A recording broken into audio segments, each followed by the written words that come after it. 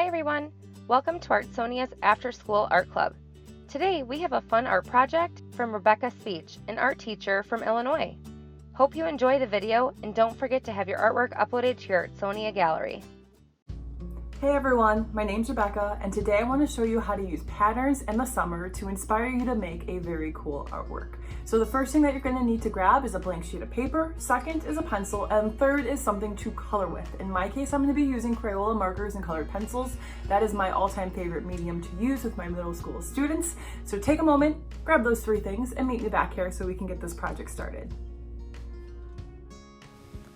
So before starting any artwork, I usually like to write down and jot down some ideas. This is going to be a brainstorm page. So this is a scrap piece of computer paper I took and folded in half. On the one side, you're going to notice that I'm labeling it lines and patterns, and on the other, I'm labeling shapes and ideas.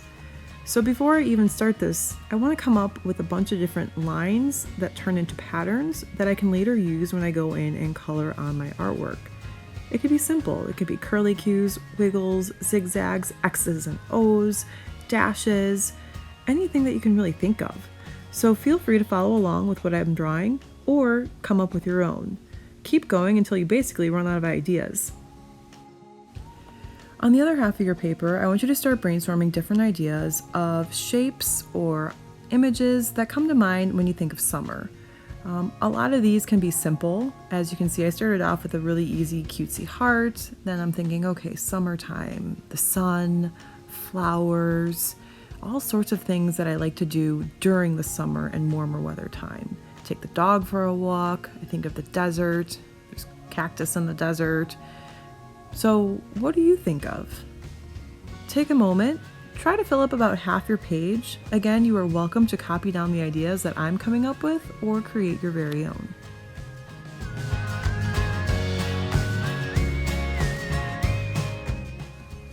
So once you're done sketching out all of your ideas, just pick one.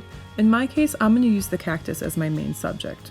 Using a fresh piece of blank paper, I'm taking my pencil and I'm sketching out my subject. I'm going to keep it really simple. I'm not going to worry about making it super accurate or complicated. Just remember, down the road, we will be adding blocks of color and patterns to really make this thing pop. So place basic information. Again, keep it as simple as you can. Feel free to reference the internet as needed if you're not sure how to draw a certain subject.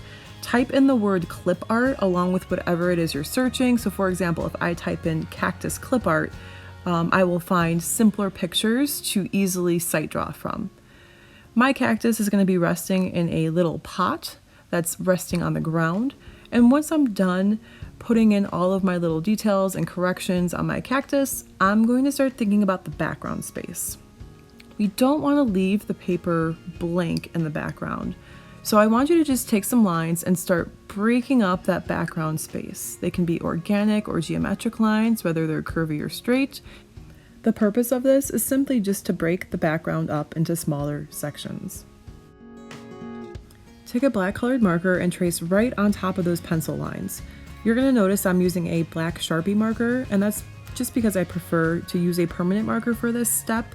But if you do not have access to a black Sharpie marker, no big deal. Use a black Crayola marker or any other kind of marker that you have. Now, if you don't have a black colored marker, feel free to use a dark color like a navy or a dark blue, even a dark purple might work. Anything that has a dark tone to it should be just fine.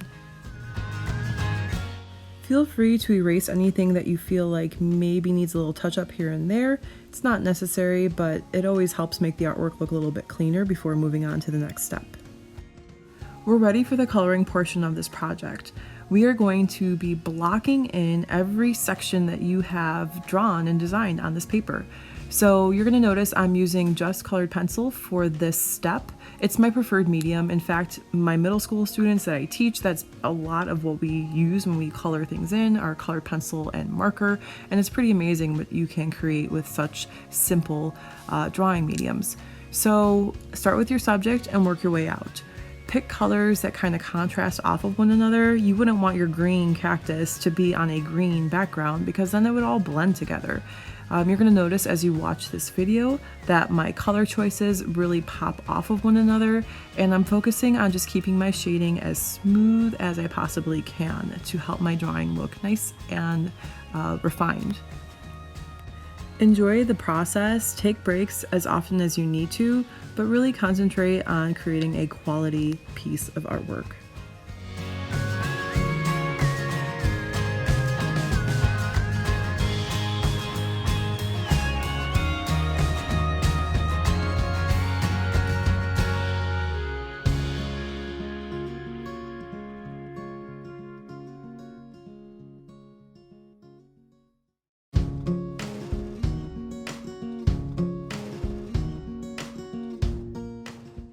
So the next part, once you're done blocking in your colors, is to simply go ahead and add in layers on top of layers of patterns.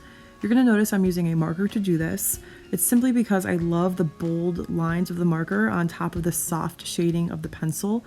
It's my preference, like I said, but if you have another idea, go for it.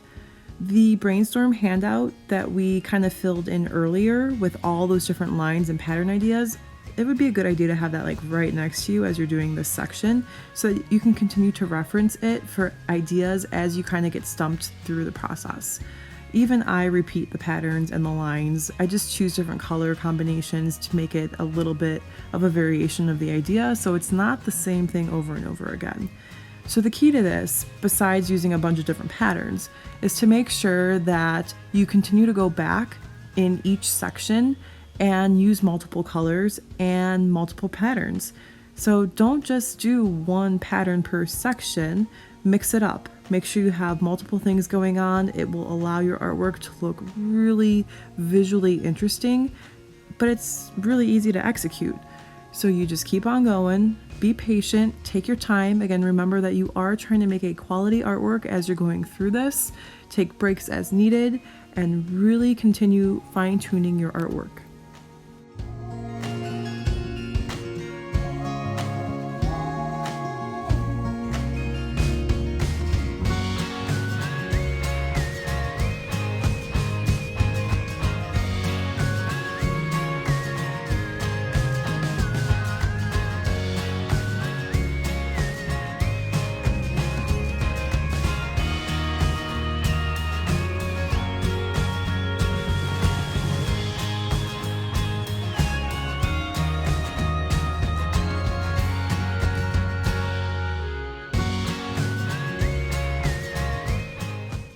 Once you finish your artwork, don't forget to take a photo of it and publish it right to your Artsonia account. You definitely want to make sure that you are sharing all of your progress over the summer with your family and friends in that fan club of yours. Thanks for tuning in, and I look forward to seeing your published artwork on Artsonia.